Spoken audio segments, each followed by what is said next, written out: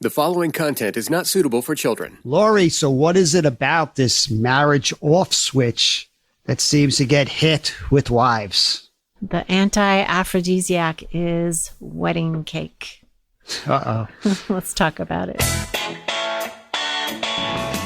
Welcome to Foreplay Radio, Couples and Sex Therapy. I'm Lori Watson, your sex therapist. And I'm George Fallon, your couples therapist. And we are passionate about talking about sex and helping you develop a way to talk to each other.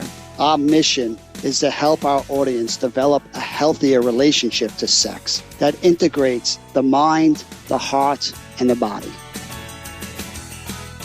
All right. So I think this topic today, Lori, we might wind up asking more questions than having answers to. Mm-hmm. I just would love to have an episode where we could just kind of talk and hypothesize and throw things out there, really just invite our listeners to a conversation with each other and just to explore.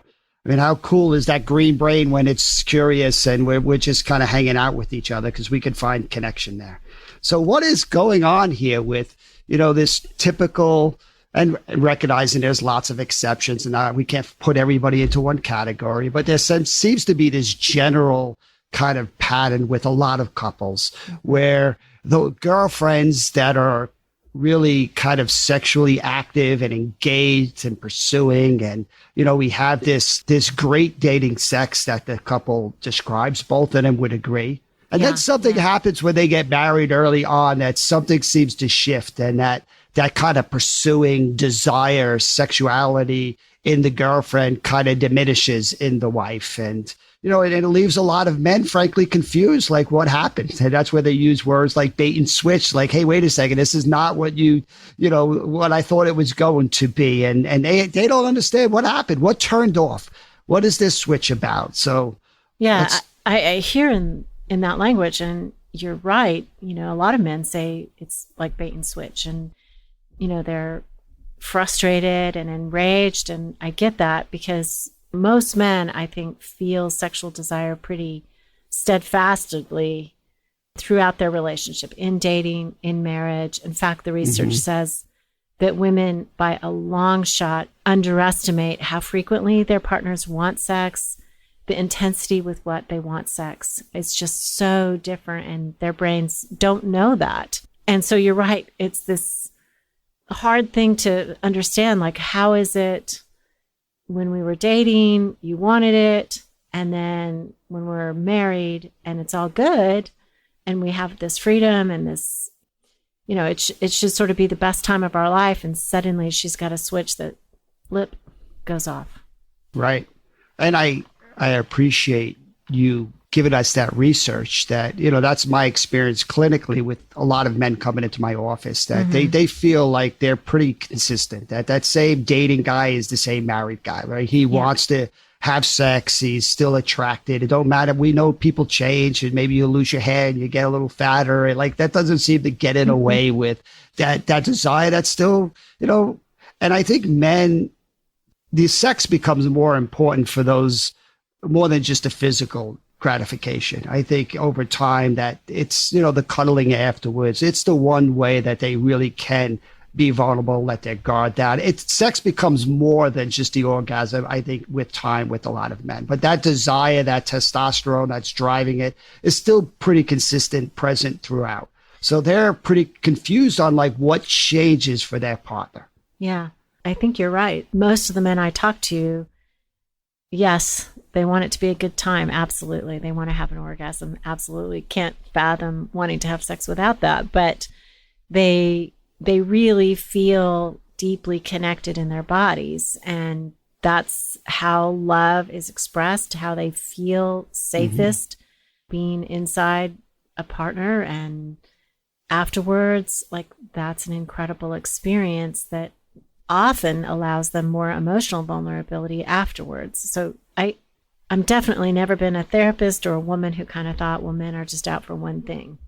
In fact, I hate that attitude when I hear that in young therapists, female therapists, who kind of can't fathom the other side of it, that actually men want this as connection. Yeah, I would agree that I think for most men, maybe they are more selfish when they're younger, but I think pleasing their partner, that becomes even more important as they age. I think the need for emotional connection gets more important as they age. So mathematically, it looks like they should be set up for better sex. They become more sharing lovers, more emotionally engaged lovers, and yet the sex is decreasing for so many of them. So this is where it's so damn confusing. Yeah, exactly. I'm going to make it even more confusing just so we can talk about this. But one of the articles that I've written recently by Garit Birdbaum, she's an Israeli researcher. She does the premier research on the sexual attachment cycle. And I've followed her work. I've read lots and lots of what she's done, and she's really smart. But she says that in dating and early partnership, this is going to sound crazy, but what secures a woman emotionally is male sexual desire. Mm-hmm. Like, she relies on this primal sense from him. He wants me, I'm the object of desire, and that feels safe. And actually, this is so crazy, George, because it's so opposite later on. But in early partnership, his relative emotional availability is not meaningful in terms of, does it make her feel more secure emotionally or not? Mm-hmm. So he could be wide open emotionally. That's good. It's just ever so slightly better that way. But he could also be kind of more avoidant. As long as he has sexual desire, she feels safe, which we know the research, Rosemary Basson says that in long-term partnership, a woman needs male emotional availability in order to trigger her sexually. Mm-hmm. And I just am sympathetic. I can imagine as a man, like, wow, I just looking at her, conveying that turned her on, and now I got to jump through a million hoops and it still doesn't turn her on. Oh, wow. So again, the research is saying this switch is being demonstrated in that research you just quoted, right? Yeah. So in the beginning, emotional connection doesn't seem as important. What the woman is looking for is that sexual desire, that chasing, that being wanted. Mm-hmm. And that same wanting and chase and sexual desire, when you're married, becomes less important. And then what you want is more of this emotional kind of support and safety. Yeah, and something shifts between those two that men really don't understand. And it's hard to understand. It really is hard to understand this switch. And I imagine so frustrating when their body tells them a truth, right? I wanted her. I went after her. She responded to me. That's a body truth. Right. And then in marriage, I want her. I go after her. And, she backs away from me. Right. So that image of going on a date and coming up behind your girlfriend and kind of close up against, or maybe kind of rubbing her butt, that same move in marriage elicits a very different response. Mm-hmm. Right. Same move from the guy, totally different bodily responses from the woman. Ooh. So again, we're just trying to understand, what could that possibly be? What are some different ideas? And maybe our listeners are going to help us solve this problem. Because I think the research, the field of psychology hasn't figured this one out yet. Yeah, it's really tricky. Really, really tricky. The withdrawal of his sexual desire often does, and this is, create more sexual desire in her. So if he's having an affair, then suddenly she wants him more again. In terms of her physiology, that's research-based. I mean, obviously, affairs are hurtful, and I am not suggesting that as some pathway to solve this. Well, that's going to add a more confusion on top of confusion, right? So you don't want my desire, but if I go somewhere else, then all of a sudden your desire comes back online for me, which is, again, confusing. But can we go back? Let's go back to the dating female and try to understand her and maybe what changes that kind of switches in a different direction. Mm-hmm. So that dating female, what I hear you saying and the research is suggesting, is that desire from their male partner is really critical. Yes. That all this emotional stuff, that's not as important as nice. It's nice. It can't hurt. It helps, but it's not the driving force. The engine in this thing is actually knowing. And I would think a lot of women have to invest a lot into kind of try and make that happen, right? How do I look? How do I kind of present myself? How do I they're trying to, would you agree they're trying to feed the chase? They're trying to kind of set the stage where, that happens?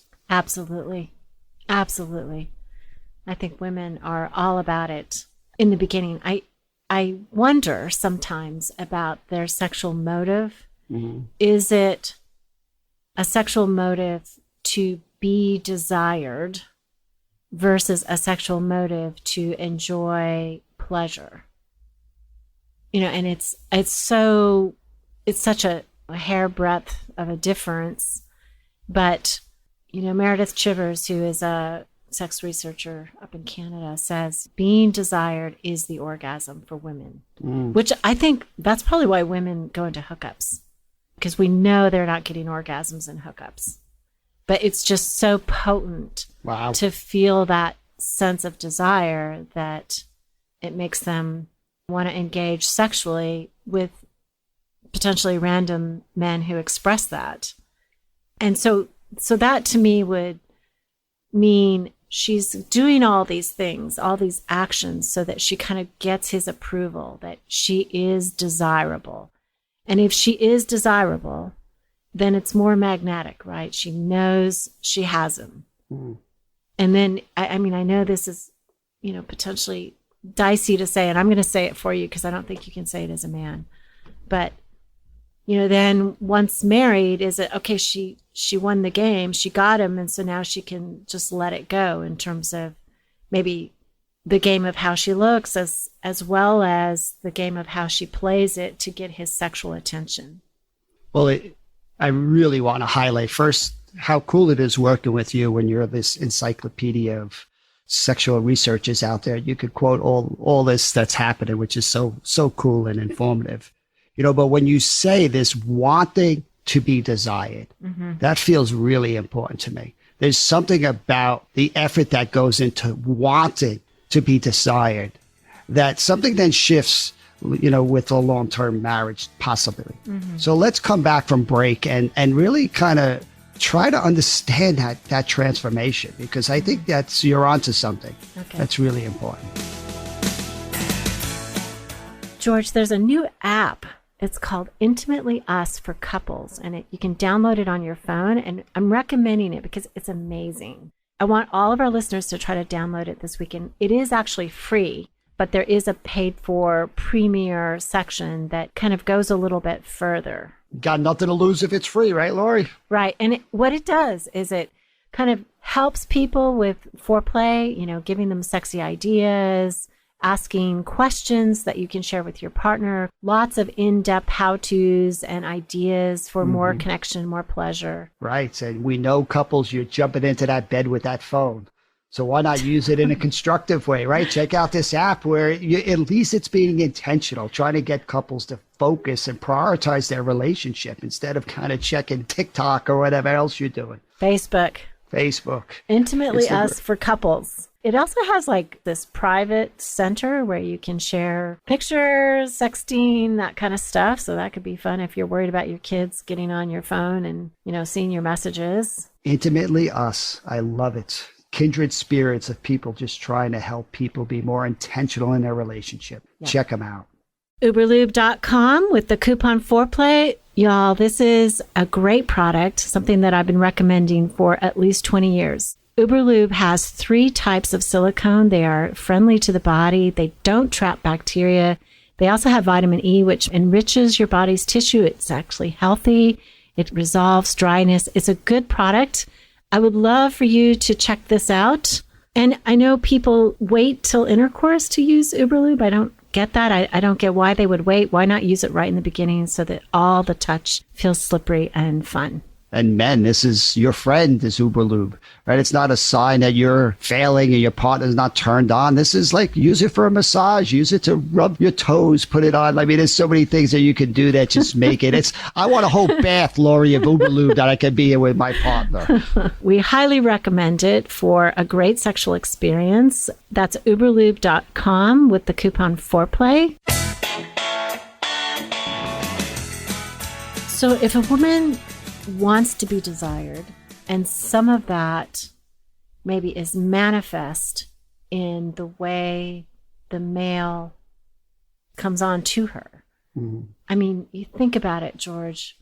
Men do so much planning to get into a woman's pants. I mean, they take her out, they think up things, they take her away for weekends.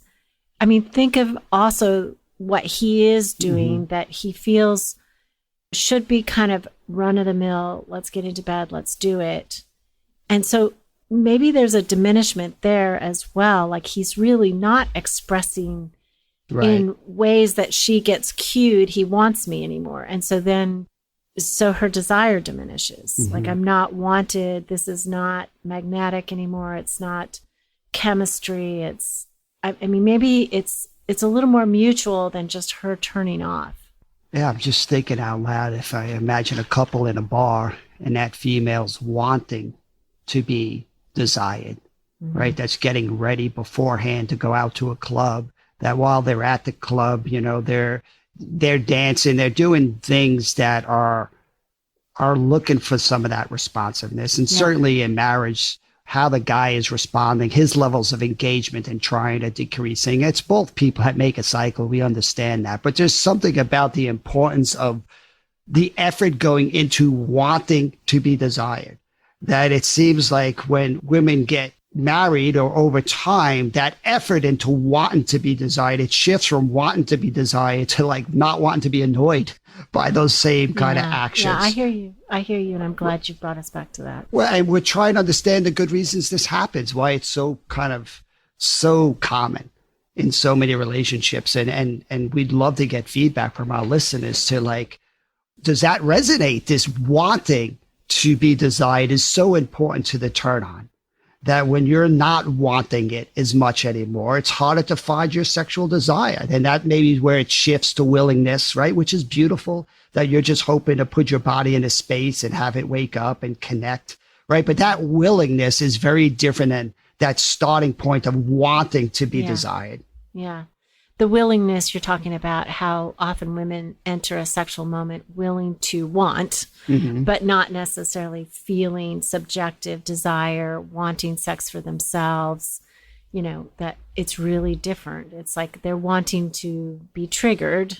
They're hoping their body wakes up, but they're not wanting it. And to really differentiate between this wanting sex for herself versus wanting to be desired, that feels different.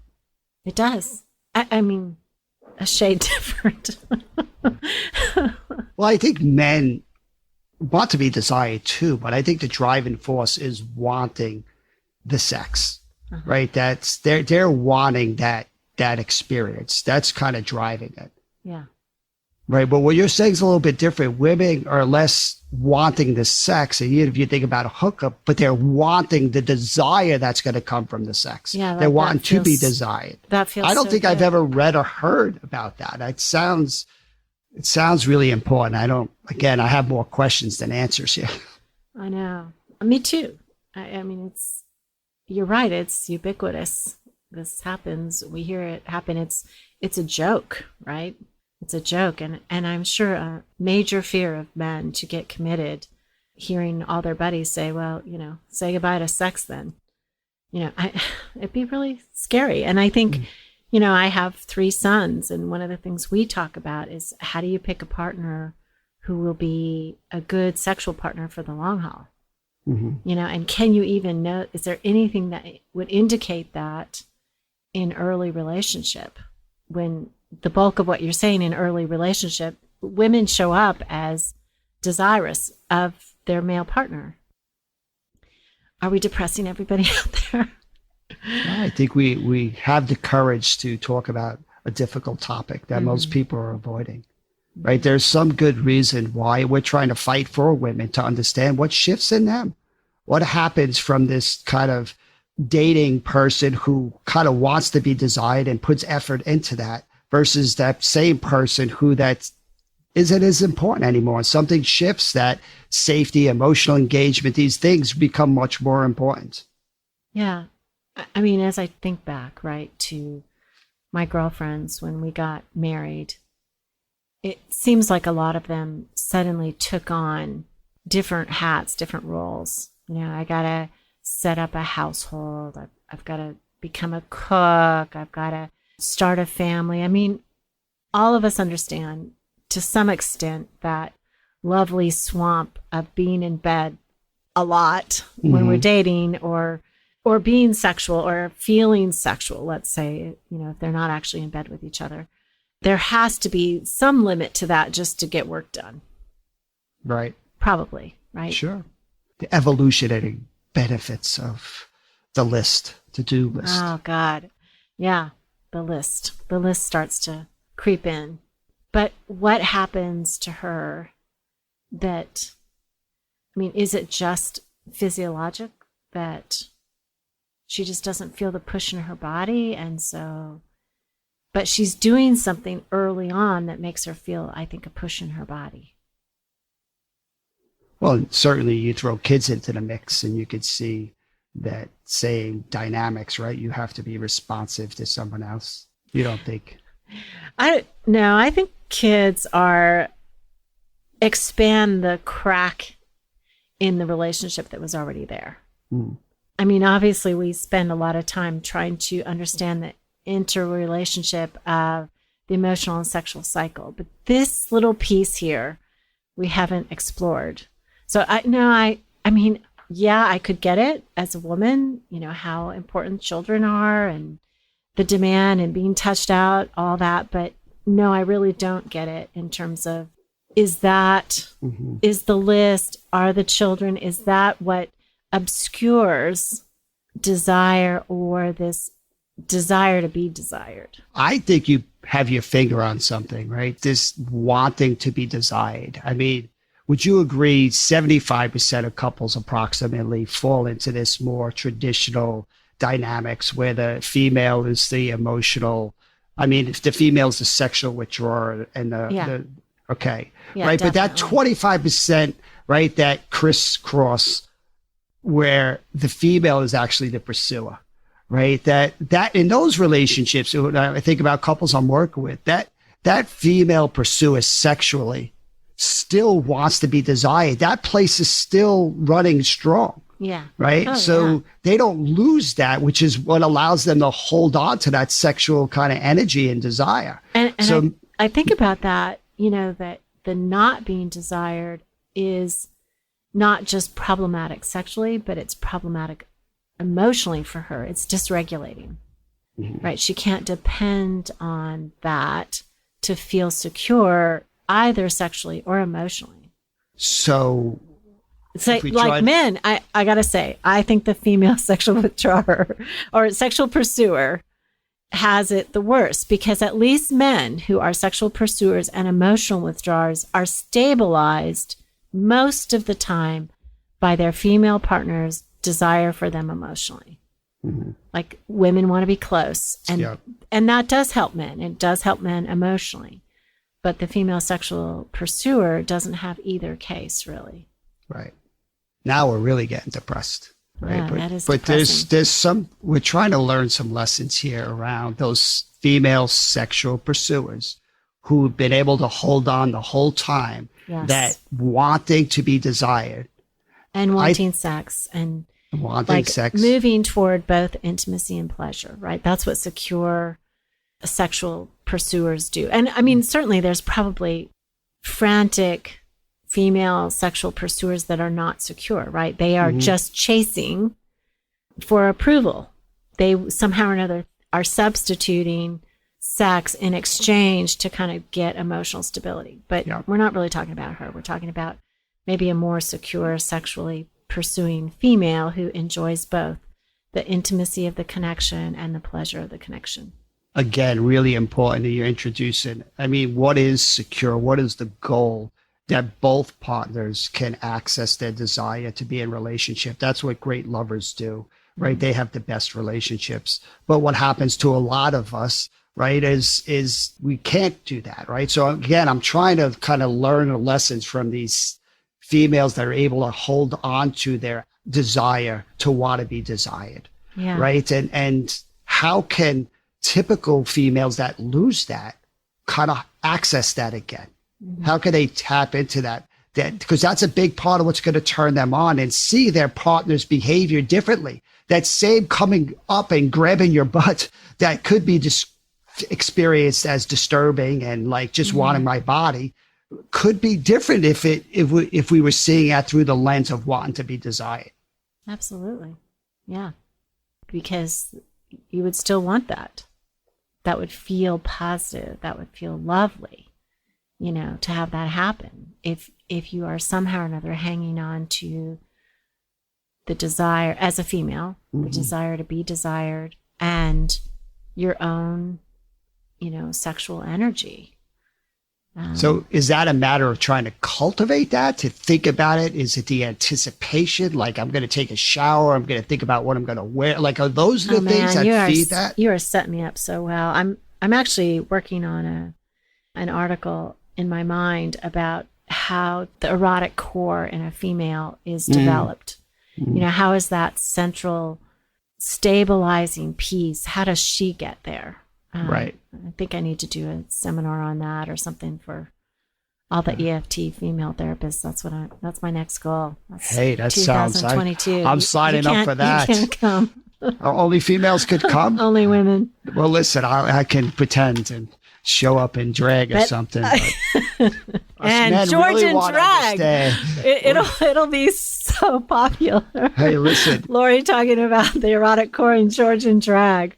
I think men are just as invested in knowing how can they help that process, right? It's really important for them that their partners kind of hold on to that wanting to be desired. I've never heard of that before. I feel excited in this episode to just think more about that. Like this wanting to be desired is a big part of what turns women on. I mean, this is hookup culture, right? This is what drives hookup culture because I don't get it. I really don't get hookup culture. Like as a female, if you're going into these encounters over and over and over again, not having orgasms, and the guy doesn't call the next day, like you've opened yourself up, you've been vulnerable, you've enjoyed this sense of desire from him, and then it's over. I just like, oof, it's incomprehensible. But this is what it is. It's like her reward on being desired is so powerful and so, don't take this the wrong way, but it's kind of so addictive, right? That it's enough to just feel that. Oh. And so I'm not sure, George. It's got to be dynamic, right? We believe that sexual problems are dynamic. Mm-hmm. So it isn't just she's flipping a switch. Something is happening.